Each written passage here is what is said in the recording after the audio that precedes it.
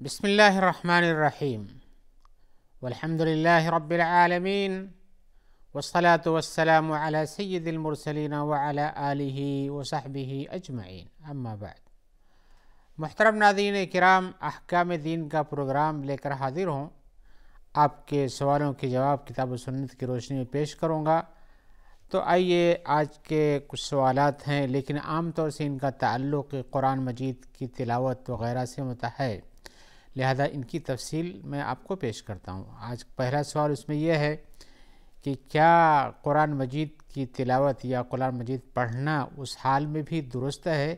جب کہ کوئی گھر کا کام کیا جا رہا ہو، چاہے وہ عورت کر رہی ہو یا آدمی اپنا کام کر رہا ہو، کسی کے لیے بھی یہ سوال ہو سکتا ہے۔ تو یہ بات کہ جہاں تک قرآن مجید کا پڑھنا ہے تو منع تو نہیں کیا جاتا اس حال میں، لیکن اس بات کا دھیان رکھنا چاہیے کہ قرآن مجید کی تلاوت ایک اہم عبادت ہے، افضل ترین عبادت یہ بھی ہے، اور اس کی وجہ سے بہت بڑا ثواب ملتا ہے، ہر حرف پر 10 نیکیاں ملتی ہیں، اور جتنے ہی غور و تدبر سے پڑھا جائے تو اس کا مقام، اس پڑھنے کا مقام اور اونچا ہو جاتا ہے۔ تو قرآن مجید کے پڑھنے کا مقصد عبادت کے ساتھ ساتھ حقیقتاً یہ ہے کہ اس کے معانی کو بھی سمجھا جائے اور تاکہ اس پر عمل کیا جا سکے۔ تو ایسی صورت میں قرآن مجید کا فرمان بھی ہے، کتاب انزلناہ الیک مبارک لیدبروا آیاتہ، ہم نے آپ کی طرف ایک قرآن کتاب اتاری ہے جو مبارک ہے تاکہ اس کی آیتوں کے اندر تدبر سے کام لیں، ولیتذکر اولو الالباب، اور صاحب عقل و فراست سے نصیحت حاصل کریں، ذکر حاصل کریں۔ تو یہ اتارا گیا تاکہ اس میں تدبر سے کام لیں، سوچا جائے، سمجھا جائے کہ اس میں کیا کہا جا رہا ہے۔ ایسی صورت میں قرآن مجید کے تلاوت کرنے والے کو یا پڑھنے والے کو مکمل طور سے اس میں انہماک چاہیے۔ تدبر کیسے حاصل ہو پائے گا؟ جب تک آدمی اس کے جو پڑھ رہا ہے اس کو سمجھتا جا رہا ہو تب حاصل ہوگا، یا اس پر رک کر کے کچھ غور و فکر کرتا ہو۔ لیکن ایسی صورت میں جب اس کے سارے اعضاء کسی اور کام میں مشغول ہوں، صرف زبان چلتی ہو، تو یہ غفلت ہو سکتی ہے، اور ایسی صورت میں اسے چاہیے کہ ایسے نہ پڑھے جس میں پوری طرح سے غفلت پائی جاتی ہو۔ اور ایسے ہی اگر کوئی آدمی قرآن سنتا بھی ہے اور وہ اپنا کام کر رہا ہے تو اس میں تھوڑی گنجائش ہے کہ پڑھنے اور سننے میں فرق ہوتا ہے، لیکن جب سننے والے کو بھی تدبر کرنا مطلوب ہے تو پڑھنے والے کو تو اور بھی چیز مطلوب ہے، لہذا پڑھنے والے کے لیے یہ عمل اس انداز میں کچھ زیادہ قرین قیاس اور مناسب نہیں معلوم ہوتا ہے، بلکہ قرآن مجید کی عظمت اور تقدس کے پیش نظر اور اس کے اتارنے کا مقصد جو ہے اس کے پیش نظر انسان کو کچھ فراغ کے ساتھ اسی مشغول ہو کر رہنا چاہیے، پڑھنا چاہیے اور اس کو سمجھنے کی کوشش کرنا چاہیے۔ اب ایسی صورت میں جو لوگ کچھ اس چیز کے عادی ہوتے ہیں کہ وہ کچھ کام کرتے ہوئے بھی کچھ گنگناتے رہتے ہیں یا کہ کچھ پڑھتے رہتے ہیں، کچھ بھی کہہ لیجئے، تو اس سلسلے میں یہی مناسب ہوگا کہ ایسی چیزیں پڑھیں جو ان کا تعلق اس طرح سے نہ ہو۔ اس لیے قرآن مجید میں تو یہ آیا ہے کہ وَإِذَا قُرِئَ الْقُرْآنُ فَاسْتَمِعُوا لَهُ وَأَنصِتُوا لَعَلَّكُمْ تُرْحَمُونَ، قرآن پڑھا جائے تو اس کو سنو اور اس کے لیے تدبر سے کام لو اور اس پر غور کرو، کان لگاؤ، یعنی سوچو بھی کہ کیا پڑھا جا رہا ہے۔ تو جب یہ سننے والے کے لیے حکم ہے تو پڑھنے والے کا حکم اس سے اور اونچا ہونا چاہیے کہ اس کو ضرور بھی سمجھنا چاہیے، ایسا نہیں کہ پڑھے ہی اور اس کا کچھ مقصود نہ ہو پڑھنے کا۔ ہاں، یہ بات کہی جاتی ہے کہ اگر آپ کو عبادت کرنی ہی ہے تو آپ سبحان اللہ، الحمدللہ، لا الہ الا اللہ، اللہ اکبر اور اس طرح سے جو چیزیں ہوتی ہیں یا دعائیں پڑھی جاتی ہیں وہ پڑھتے رہیے، تسبیح تحمید سے کام لیجئے، اور قرآن مجید کی تلاوت کے لیے مناسب وقت یہ ہے کہ انسان کو تھوڑا تفرق چاہیے اور اس کے لیے اس کا انہماک چاہیے۔ لیکن اگر کوئی شخص ایسا ہے کہ اپنا کام کرتا رہتا اور پڑھتا رہتا اور سمجھتا بھی جاتا ہے تو اس کے لیے کوئی ممانعت نہیں ہے، یا ایک ہی انسان کے پاس اور کوئی وقت نہیں بچتا، اسی میں پڑھ رہا ہے لیکن انہماک اس کو اس میں بھی ہے، اور جس طرح سے اس کام میں صرف ہاتھ ہلاتا رہتا ہے لیکن اس کا اپنا جو سوچ سمجھ کا مادہ ہے وہ قرآن مجید کے سمجھ میں لگا رہتا ہے، تو یہ مناسب عمل، اس میں کچھ حرج نہیں ہے۔ بس یہ ہے کہ قرآن مجید کے ساتھ کسی اور عمل کو شامل کر کے آپ اس میں مشغول رہیں اور قرآن بھی پڑھیں، یہ مناسب نہیں لگتا ہے، اس لیے کہ قرآن مجید کے ساتھ یہ ہے کہ سننا چاہیے، اس کو سمجھنا چاہیے جیسے اس کے نازل کیے جانے کا مقصود ہے۔ ایسی صورت میں ہم یہی کہیں گے مناسب ہے کہ تسبیح و تحمید سبحان اللہ، الحمدللہ، لا الہ الا اللہ، اللہ اکبر، ولا حول ولا قوت الا باللہ، اس طرح کے بہت سارے اذکار ان کو پڑھنے میں کچھ حرج نہیں ہے اور وہ پڑھ سکتا ہے۔ لیکن اگر قرآن مجید کی تلاوت کرتا ہے اس بیچ میں اور اس میں دوسرے کام میں لگا ہوا ہے، جیسے سوال میں یہ ہے کہ ہم گھر کا کام کرتے رہتے ہیں اور کچھ پڑھتے رہتے ہیں تو ہمیں اس کا کیا پورا ثواب ملے گا، یا ہے کہ اس نیکی کے کام میں ہماری عبادت بھی قبول ہوگی ساتھ میں؟ تو اسی لیے میں بتا رہا تھا کہ ٹھیک ہے آپ ایسا کیجئے، لیکن آپ کا انہماک کام میں نہیں تلاوت میں ہونا چاہیے، اس لیے کہ افضل اور احسن چیز وہی ہے۔ اور نہیں تو پھر آپ جب فراغ پاتے ہوں، خالی وقت پاتے ہوں کہ ہاں ہمیں اس میں قرآن مجید پڑھنا اور سمجھنا بھی ہے، تو مناسب وقت ہے۔ البتہ یہ بات ان لوگوں کے لیے جو لوگ قرآن مجید پڑھتے ہیں اور سمجھتے کچھ نہیں ہیں،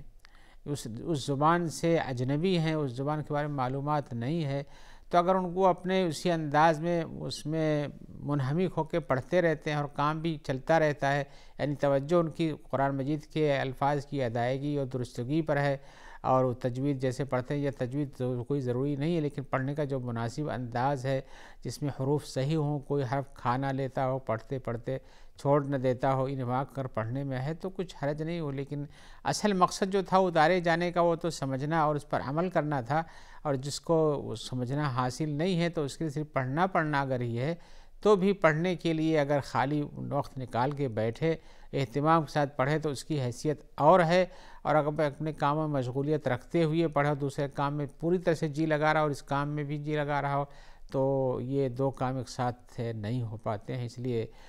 جو نہیں سمجھتے ہیں ان کے لیے اگر وہ ان کا انہماک اس کام کے علاوہ اس میں بھی ہے اور ایسی کوئی غلطی نہیں کرتے تو پڑھنے سے روکا نہیں جا سکتا ہے۔ یہاں اسی کے ساتھ دوسرا سوال ہمارے بھائی کا یہ ہے کہ چلیے پڑھنے کے بارے میں نہیں، ہم سننے کے بارے میں پوچھ رہے ہیں کہ جیسے کیسٹیں لگا دی جاتی ہیں یا کہیں سے کوئی سسٹم جو سنائے جانے کا چالو کر دیا جاتا ہے اور اس سے آواز آتی ہے اور ہم سنتے رہتے ہیں اور کام بھی کرتے رہتے ہیں، تو یہ کیا اس طرح سے سننا اور کام کرنا دونوں عمل صحیح ہے؟ ہم اپنے اسی پہلے جواب میں بتا چکے ہیں کہ سننا کچھ آسان ہے اس کے مقابل میں، پڑھنے کے ساتھ تو زیادہ تدبر اور احتیاط کی ضرورت ہے، پڑھنے والا تو کبھی بیچ میں بھول بھی جاتا ہے تو اس کو اگر توجہ نہیں رہے گی تو نقصانات ہوں گے ہی، لیکن سننے والے کے جیسا اتنا سنے گا اتنا ہی سنے گا۔ اور ویسے بھی سننا کوئی واجب تو نہیں ہے کہ قرآن پڑھا جائے تو آپ اس کو سنیں ہی، قرآن پڑھا جا رہا ہے تو آپ کے لیے سننا بیٹھ کے ضروری ہو گیا، آپ حرکت نہیں کر سکتے ہیں، آپ اپنا کام کر سکتے ہیں، چل پھر سکتے ہیں، سن بھی سکتے ہیں، کچھ حرج نہیں ہے، لہذا سننے میں کوئی زیادہ پریشانی کی بات نہیں۔ آپ کہیں لگائیں اور کسی کی تلاوت چل رہی ہو یا کہیں سے کتابت زبانی طور پر کوئی کر رہا ہو یا آپ نے کیسیٹ وغیرہ لگا رکھی ہے یا کسی اور سسٹم سے چالو کر رکھا ہے جس سے آپ سنتے ہیں تو آپ سنیں کچھ اور کام بھی کرتے رہیں، لیکن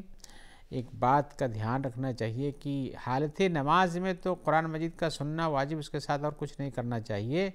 لیکن غیر نماز کے لیے علماء نے کہا کہ نہیں، جیسے قرآن مجید کا جو ارشاد ہے وَإِذَا قُرِئَ الْقُرْآنُ فَاسْتَمِعُوا لَهُ وَأَنصِتُوا لَعَلَّكُمْ تُرْحَمُونَ،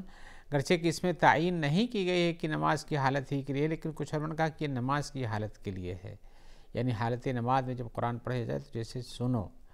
اور غیر نماز کے لیے بھی چونکہ احوال و قرائن بتاتے ہیں کہ غیر نماز میں بھی لوگوں کی تلاوت ہوتی ہے اور ہوتی تھی، تو اس سے لوگوں کا کام نہیں بند ہوتا تھا، اپنا کام کرنے والے کرتے تھے اور سننے والے سنتے بھی تھے اور سنتے ہوئے بھی کام کرتے تھے، لہذا اس میں ممانعت نہیں ہے، لیکن حالت نماز میں ممانعت ہے۔ البتہ یہ بات یاد رکھنا چاہیے، قرآن مجید ایک اہم کتاب ہے، مقدس کتاب ہے، اللہ تبارک و تعالیٰ کا کلام ہے، رسول اللہ صلی اللہ علیہ وسلم پر اتارا گیا ہے، بڑی ہی برکت والی کتاب ہے، لہذا اس کتاب کے ساتھ جو توجہ، جو احترام، جو تقدیر و احترام ہونا چاہیے اس کو برقرار رکھنا چاہیے۔ ایسا نہ ہو کہ آدمی قرآن مجید کے سنتے ہوئے ایسا کام کرتا ہو جو کہ مناسب حال نہ ہو۔ قرآن مجید لگائے ہوئے سن رہا ہے اور اس کے ساتھ ساتھ ایسے کام کرتا ہے جو کہ مناسب نہیں ہے، جیسے کہ ایسے کوئی کام ہے جو شریعت میں منع ہے، مثال کے طور پر کس کی مثال دیں گے، منع کام کر رہا ہے تو وہ قرآن مجید سنتا بھی اور یہ غلط کام کیے بھی جا رہا ہے، یہ مناسب حال نہیں ہے۔ لہذا اس قرآن مجید آپ سن بھی رہے ہوں تو آپ کو ایسی چیزوں سے پرہیز کرنا ضروری ہے۔ ویسے بھی ہر حال میں غلط کاموں سے پرہیز کرنا ضروری ہے،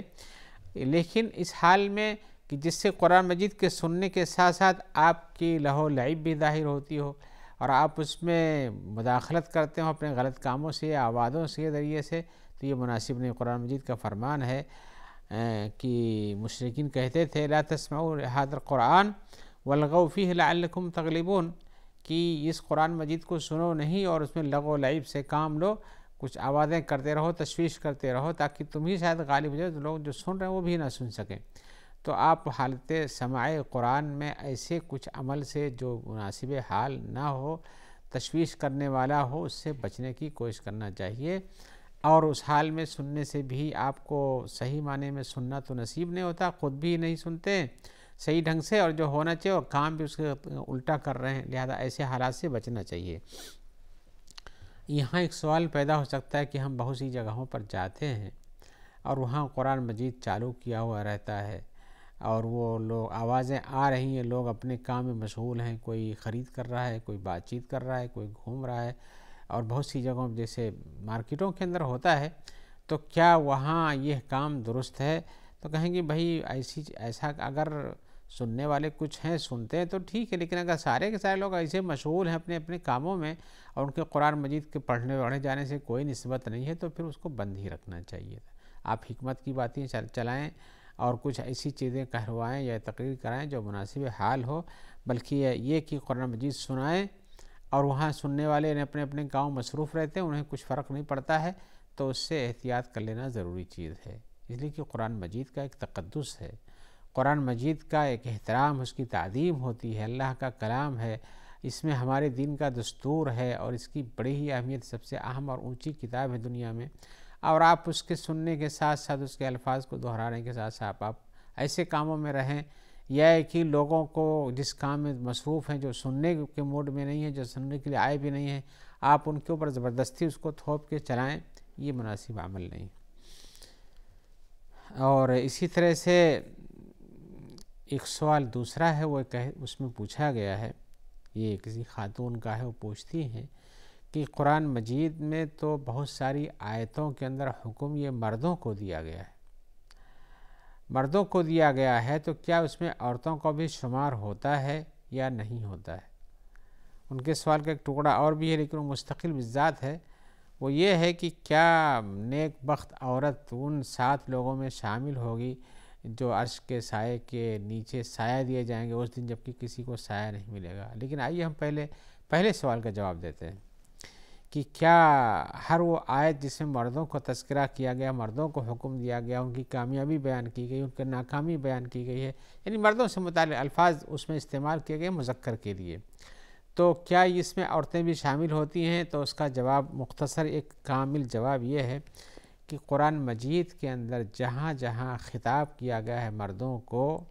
اس میں عورتیں بھی شامل ہیں، الا یہ کہ یہ بتا دیا جائے کہ یہ مردوں کے لیے خاص ہے،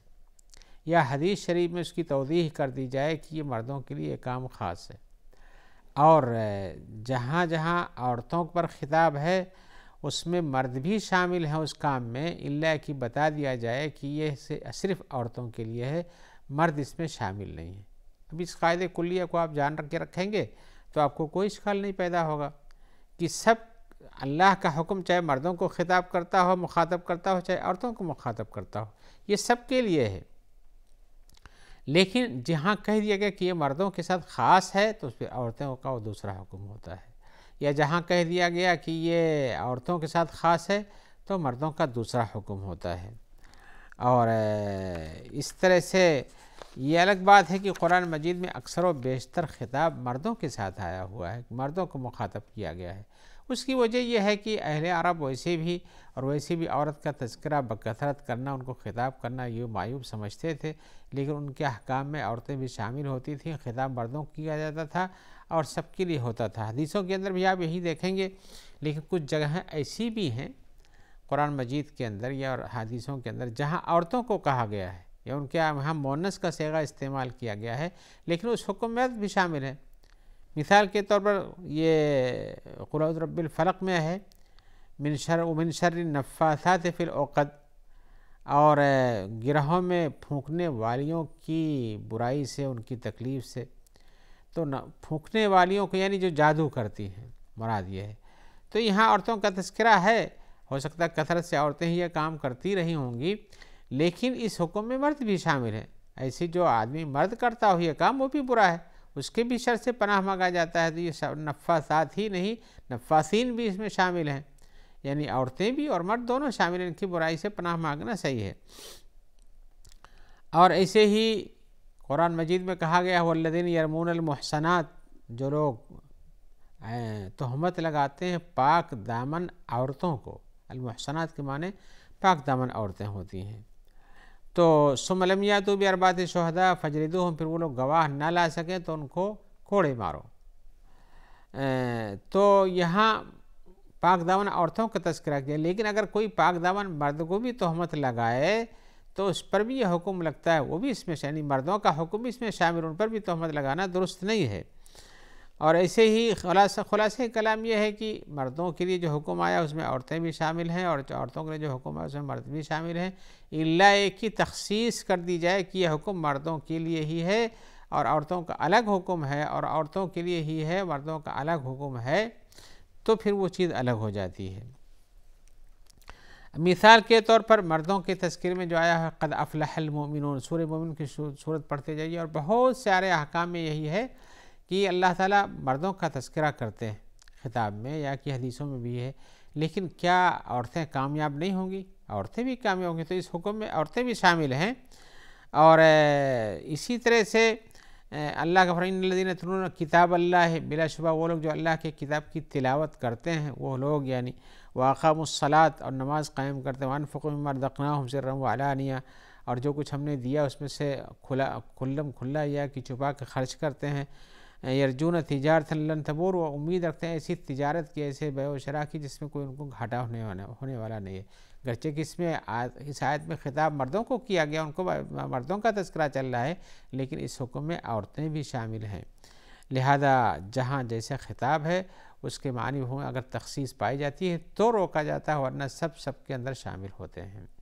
آئیے اسی جواب کے ساتھ ہم آج کے اس پروگرام میں آپ سے اجازت چاہتے ہیں کہ آئندہ جب ملاقات ہوگی، ہم نے اس سوال کا جو دوسرا ٹکڑا تھا احتیاطاً سوال پڑھا تھا، لیکن جواب ہم یہ سوال اور جواب انشاءاللہ کسی اور ملاقات میں آپ کو سنائیں گے اور بتائیں گے، اور بتائیں گے کہ کیا احوال ہوتے ہیں۔ جب تک کے لیے اجازت دیجیے، اور ہم دعا کرتے ہیں کہ اللہ تعالیٰ آپ کو خیر سے رکھے، اور آپ بھی کیجیے کہ اللہ تعالیٰ جو لوگ آپ تک اس پروگرام کے پہنچانے میں مددگار ہوتے ہیں سب کو اللہ تعالیٰ اپنی عافیت میں رکھے اور جزائے خیر عطا فرمائے۔ والسلام علیکم ورحمۃ اللہ وبرکاتہ۔